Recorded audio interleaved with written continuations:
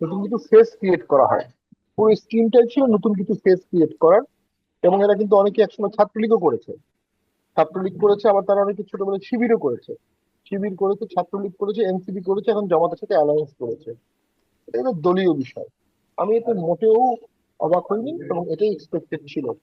বরং তারা বিএনপির সাথে গেলে যেটা হতো, একটা সময় তারা বিএনপিতে থাকতো না, বিএনপিতে থেকে জামাতের ব্যাপার সার্ভ করতো। সেদিক থেকে আমি মনে করি এটা ভালো হয়েছে। একটা পরিষ্কার চিত্র পাওয়া যাচ্ছে ওদের আদর্শ, ওদের দর্শন, ওদের অ্যাফিলিয়েশন, ওদের একাত্মতা কোথায়, এটা সবাই জেনে গেছে। এখন যারা ওই আদর্শকে ভালোবাসবে তারা তাদেরকেও ভালোবাসবে, যারা ওই আদর্শকে ভালোবাসবে না তারা তাদেরকে আর ভোট দেবে না, ভালোবাসবে না। আর একটা হচ্ছে এনসিপির একটা দলীয় প্রোটেকশন দরকার। এনসিপি ওয়ার্ড পর্যায়ে কমিটি করতে পারবে, এমনকি যারা এনসিপির শীর্ষ নেতা তাদেরও ওয়ার্ড পর্যায়ে কমিটি নাই। সেক্ষেত্রে ভোট করতে গেলে ওয়ার্ড পর্যায়ে কমিটি লাগে। ভোটের পরে তারা নিরাপত্তাহীনতাও ভুগতে পারে। সে কারণে তারা জামাতের সাথে অ্যালায়েন্স করেছে। তো সব মিলিয়ে আমি মনে করি জামাত এখন ইতিহাসের মধ্যে সবচেয়ে বড় সবচেয়ে বড় ফরম্যাটে 50-60 বছরের মধ্যে আছে। তবে আসন কতগুলো পাবে এটা কিন্তু আবার নির্ভর করবে আওয়ামী লীগের ভোটিং ট্রেন্ডসের উপর। যদি ভোটটি 12 তারিখে হয়ে যায়, নৌকা মার্কা না থাকে, নৌকা মার্কার ভোটাররা ভোট কেন্দ্রে যাবে কিনা, গেলে কাকে ভোট দেবে, তারা যদি সিদ্ধান্ত নেয় যে তারা কিছু কিছু জায়গায় জামাতকে হারাবে, তাহলে ওসব জায়গায় অবশ্যম্ভাবী জামাত হারবে। কারণ যখন নৌকার ভোটটা বিএনপিতে যাবে, তখন বিএনপি আনপ্যারালাল হয়ে যাবে, বা লাঙ্গলে গেলেও অনেক ভালো ফল হবে। তারা যদি চায় যে যে কোনো মূল্যে আমরা এনসিপি কে হারাবো, এটা আওয়ামী লীগের জন্য খুব যৌক্তিক চাওয়া। এনসিপির বিপরীতে যে শক্তিশালী প্রার্থী আছে তাকে যদি নৌকা ভোট দিয়ে দেয়, পুরো চিত্রই পরিবর্তন হয়ে যাবে। তবে এগুলো কোনোটাই কাজ করবে না যদি একটা ম্যানুফ্যাকচার ইলেকশন হয়ে থাকে, যদি একটা প্রিডিসাইডেড ইলেকশন হয়ে থাকে, একটা ম্যাসিভ ইঞ্জিনিয়ারিং করা হয়ে থাকে। আমরা গন্ধ পাচ্ছি একটা ইঞ্জিনিয়ারিং হয়ে আছে। এবং এটা আমাদের অভিজ্ঞতা থেকে আমাদের মনে হচ্ছে, যে যেভাবে এনসিপি নেতারা এখনো দাপট দেখাচ্ছে, ডিসি অফিসে যেভাবে তারা বিহেভ করছে, তারা তো অলরেডি এমপি হয়ে গেছে এমন একটা ভাব তাদের চলে আসছে। এই আত্মবিশ্বাসটা কোত্থেকে আসছে? কারণ ভোটে তো আমরা মনে করি তাদের সেই আত্মবিশ্বাসটা আসার সময় এখন না।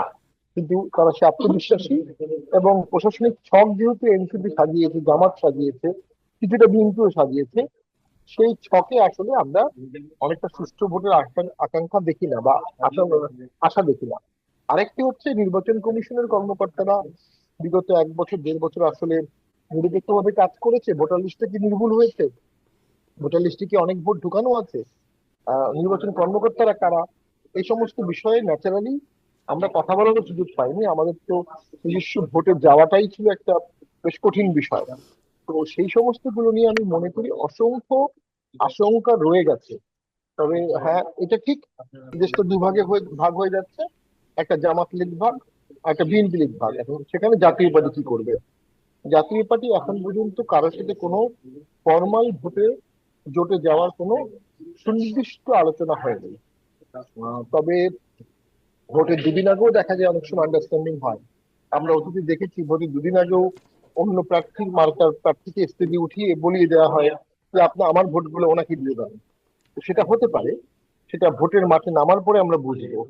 যদি ভোটে কম্পিটিটিভনেস থাকে, যদি ভোটে আলোড়ন সৃষ্টি হয়, তাহলে অনেক প্রার্থী জাতীয় পার্টির ভোট চাবে, জাতীয় পার্টিও অনেক অন্য দলের ভোট চাবে। এর মাধ্যমে একটা সমীকরণ দাঁড়াতে পারে। তবে আলটিমেটলি কিন্তু একটা বিশাল রোল প্লে করবে ভোটের মার্কার বাইরে থাকা আওয়ামী লীগের ভোটাররা। দেখুন, একটা ভোট যদি হয়ে থাকে, এই ভোটটা একটা নর্মালাইজেশন প্রসেসের পার্ট। এর মধ্যে আওয়ামী লীগও নর্মালাইজেশন হতে পারে। আওয়ামী লীগের সমর্থকরা কোনো একজন প্রার্থীর পক্ষে কাজ করতে পারবে, ভোটের দিন ভোট দিতে পারবে, যে তাদেরকে সুরক্ষা দেবে তাকে এমপি বানাতে পারবে।